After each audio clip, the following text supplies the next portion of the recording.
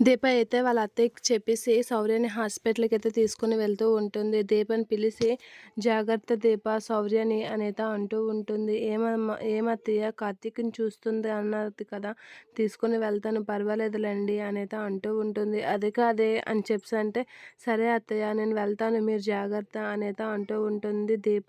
"సరే నువ్వు జాగ్రత్త శౌర్యని జాగ్రత్తగా తీసుకొని వెళ్ళి రా" అనేత చెప్తూ ఉంటుంది వాళ్ళ అత్తయ్య. ఇక వాళ్ళ అత్తయ్య అయితే ఇలా అనుకుంటూ ఉంటుంది. వీడికి శౌర్యకి కార్తీక్ అంటే ఎంత ఇష్టమో నాకు తెలుసే. కానీ దానికి గుండె జబ్బు ఉందనే విషయం నీకు తెలీదు కదా!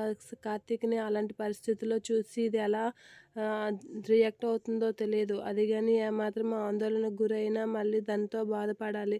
ఆ విషయం నీకు చెప్పలేను. నీకు చెప్తే నీతో బాధపడాలి. ఏంటో దేవుడా! నా నా శౌర్యని జాగ్రత్తగా చూడు. ఆ కార్తీక్ బాబుకి ఏమీ కాకుండా ఉంటే నాకు శౌర్యకి ఏమీ అవ్వదు అనైతే వాళ్ళ నాన్నమ్మ అయితే మొక్కుకుంటూ ఉంటుంది శౌర్య గురించి. ఇక నరసింహ ఎందుకు ఇలాంటి పని చేశాడు? వాడికి ఏమైనా బుర్ర పనిచేస్తుందా లేదా? ఏంటి వాడు చేసిన పని?